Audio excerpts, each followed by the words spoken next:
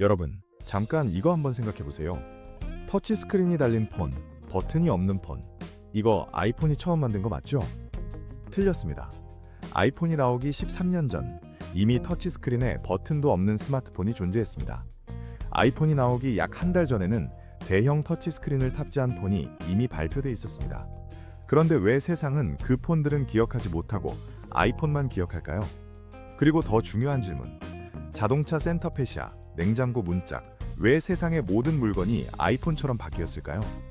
오늘 아이폰이 진짜 무엇을 발명했는지, 그리고 그게 세계 제조업을 어떻게 뒤집었는지 그 본질을 파헤쳐 봅니다. 1992년 미국에 이상한 물건 하나가 등장했습니다. IBM이 만든 사이먼. 사이먼에는 4.5인치 감압식 터치스크린이 있었습니다. 전화는 물론이고 이메일, 팩스, 메모장, 캘린더까지 한 기기에서 쓸 수 있었습니다. 지금 들으면 너무 당연한 스펙이지만 1992년에는 완전히 미래에서 온 물건이었습니다. 그런데 이 기기 11개월 팔고 단종됐습니다. 전 세계 판매량이 5만 대. 지금 아이폰이 분기에 5천만 대 넘게 팔리는 거랑 비교하면 사실상 아무도 몰랐다고 보면 됩니다. 왜 그랬을까요? 배터리가 1시간 통화하면 끝났습니다. 무게는 500g으로 지금의 아이패드보다도 무거웠습니다. 기술은 혁명적이었는데 현실은 따라가지 못했습니다. 그리고 시간이 흘러 아이폰이 나오기 전 2006년 12월 LG 프라다가 세상에 나왔습니다. LG와 이탈리아 명품 브랜드 프라다가 손을 잡고 만든 이 폰은 대형 터치스크린을 탑재하고 아이폰보다 먼저 발표된 폰으로 기록되어 있습니다. 실제 판매는 2007년 3월 유럽에서 시작됐습니다. 즉, 터치스크린 폰의 역사에서 아이폰이 유일한 첫 번째는 아니었습니다. 그렇다면 왜 아이폰이 세상을 바꿨을까요? 2007년 1월 9일 스티브 잡스가 무대에 올랐습니다. 그가 아이폰을 꺼내 화면을 손가락으로 쓸어 넘기자 화면이 물처럼 자연스럽게 따라왔습니다. 끝에서는 통통 튕겼습니다. 손가락을 2개 올리고 벌리면 사진이 확대됐습니다. 이게 바로 멀티터치와 관성 스크롤이었습니다. LG 프라다도 IBM 사이먼도 가지지 못한 것, 터치스크린 자체가 아니라 그 터치를 어떻게 느끼게 만드느냐의 문제였습니다. 아이폰 이전의 터치스크린은 스타일러스 펜으로 꼭 눌러야 반응하는 방식이었고 화면을 쓸어도 딱딱하게 이동했습니다. 손가락으로 자연스럽게 쓱 넘기면 관성이 붙어 스르르 이어지는 경험, 물체를 실제로 밀어내는 느낌, 이건 아이폰이 처음으로 완성도 있게 구현했습니다. 이 관성 스크롤 기술을 구현한 핵심 인물인 개발자 바스 오딩이었습니다. 스티브 잡스가 그의 데모를 보고 즉시 영입했고 이 기술이 아이폰의 핵심 UI가 됐다는 이야기는 여러 애플 관련 서적에서 소개된 사실입니다. 하지만 아이폰의 진짜 혁명은 사실 이것도 아니었습니다. 앱스토어였습니다. 아이폰이 등장하기 전까지 스마트폰에 소프트웨어를 설치하는 건 일반인이 하기 어려운 일이었습니다. 블랙베리도 윈도우 모바일도 소수의 기업용 사용자들이 쓰는 물건이었습니다.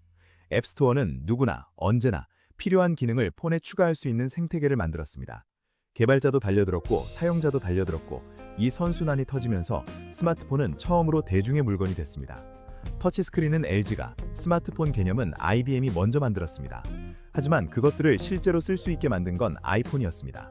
그리고 이 쓸 수 있게 만드는 힘이 세계 제조업 경쟁 방식을 바꿔버리기 시작했습니다.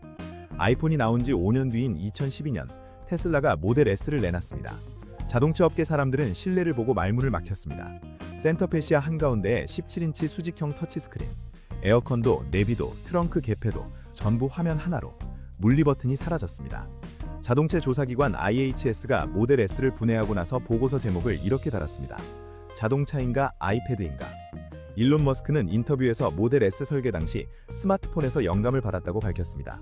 아이폰이 증명한, 즉 터치스크린이 버튼보다 더 직관적이고 더 많은 기능을 담을 수 있다는 것을 자동차에 그대로 적용하려 했다는 겁니다. 아이폰이 낳은 터치 공급망이 자동차 안으로 들어간 겁니다. 테슬라의 성공은 완성차 업체들을 강하게 흔들었습니다. 포드의 머스탱 마하-E, 볼보의 폴스타2, W, GM까지 줄줄이 대형 센터 디스플레이를 채택했습니다. 다만 이 과정에서 논쟁도 생겼습니다. 주행 중 터치스크린 조작이 물리 버튼보다 집중력을 더 많이 분산시킨다는 연구들이 잇따랐고 스웨덴 도로교통연구소의 실험에서는 터치스크린 조작이 물리 버튼 대비 반응 시간이 최대 2배 이상 걸리는 경우도 있었습니다. 이 때문에 일부 브랜드는 핵심 기능만큼은 물리 버튼을 다시 살리는 방향으로 조정하고 있기도 합니다. 혁신과 안전은 지금도 현재 진행형입니다. 자동차만이 아니었습니다. 가전산업도 빠르게 따라갔습니다. 삼성의 냉장고는 문짝에 대형 터치스크린을 달았고 에어컨 리모컨은 점점 사라지고 앱이 그 자리를 차지하고 있습니다. 이 변화의 핵심은 기술보다 설계 철학의 전환입니다. 아이폰이 만든 건 기술이 아니라 기준이었습니다. 터치스크린도 스마트 가전도 사실 그 전부터 존재했습니다. 하지만 아이폰 이후 모든 물건은 질문을 바꾸기 시작합니다. 이걸 넣을 수 있나가 아니라 이걸 어떻게 느끼게 할 것인가. UX, 사용자 경험이 처음으로 산업의 중심이 된 순간이었습니다. 아이폰의 영향을 가장 직접적으로 받은 건 역시 스마트폰 경쟁자들이었습니다. 삼성은 아이폰 이전까지 버튼 가득한 피처폰과 슬라이드폰을 만들던 회사였습니다. 2010년 갤럭시 S를 내놓으며 풀터치 스크린 시장에 뛰어들었고 이후 세계 시장 점유율 1위와 애플이 경쟁하는 지금의 구도가 됐습니다. 그런데 이 경쟁이 법정으로 번졌습니다.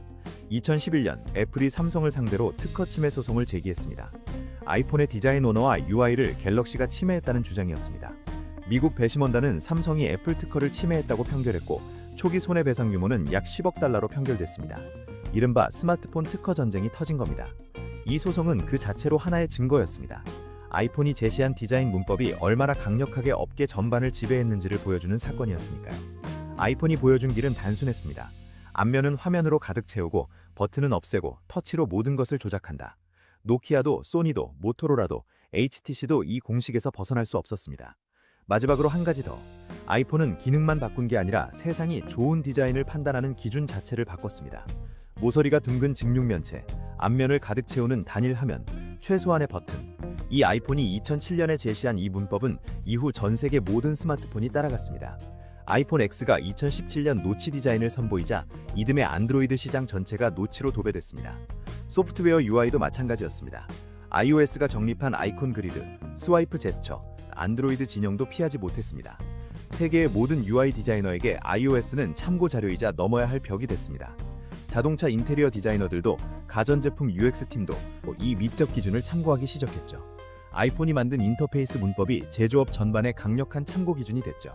IBM은 1992년에 터치스크린 스마트폰을 만들었습니다. LG는 아이폰보다 먼저 정전식 터치스크린 폰을 발표했습니다. 하지만 세상을 바꾼 건 아이폰이었습니다. 이유는 하나였습니다. 기술을 먼저 가진 것과 그 기술을 실제로 사람들이 쓰게 만든 것은 다른 일이었기 때문입니다. 아이폰이 발명한 건 터치스크린이 아니었습니다. 터치스크린을 당연하게 만든 경험이었습니다. 그리고 그 경험의 기준이 자동차로, 냉장고로, 가전으로 세상의 모든 물건으로 퍼져나갔습니다. 다음번에 차 안에서 센터 디스플레이를 누를 때, 냉장고 화면을 탭할 때 한 번쯤 이 이야기를 떠올려 보세요. 여러분은 어떻게 생각하시나요? 아이폰 이후 가장 크게 달라졌다고 느끼는 제품이나 산업이 있으신가요? 댓글로 알려주세요. 시청해주셔서 감사합니다.